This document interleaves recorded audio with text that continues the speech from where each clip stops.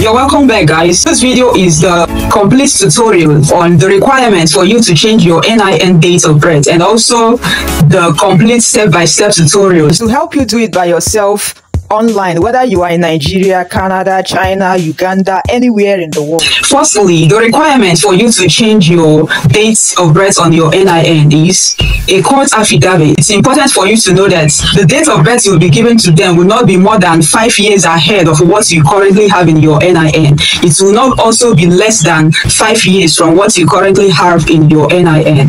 Another thing you'll be needing for this is your birth attestation certificate showing your correct date of birth.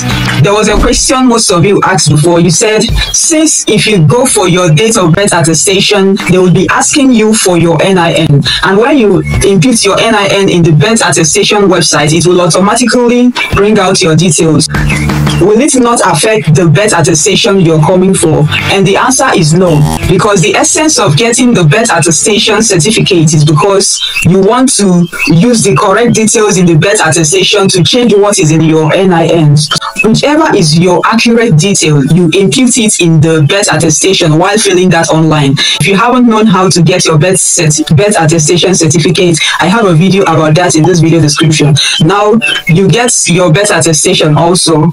Then for the birth attestation, you do that completely online, and within 24 hours, everything is ready. Sometimes it's even within 2 hours. If there's a network issue, it will be ready within 24 hours. The next thing now is to log on to the NIN Self Service portal, and now you register. After registering, now you log in again, select option for modification of date of birth. The payment is 16,500. Now after the payment, the next page is where you now fill in your correct date of birth, the same date of birth you have already filled in your birth attestation, and the same date of birth that you also gave them in your affidavit. Now you'll be required, after filling your correct date of birth, you will also be required to upload those documents. And now after uploading the documents, you smash the submit button. After submitting, then your details will pop up. You give it like 3 to 4 days to sync to your NIN database. That means the same NIN slip or NIN ID card you are holding, but then at the back end, the date of birth will be changed. If you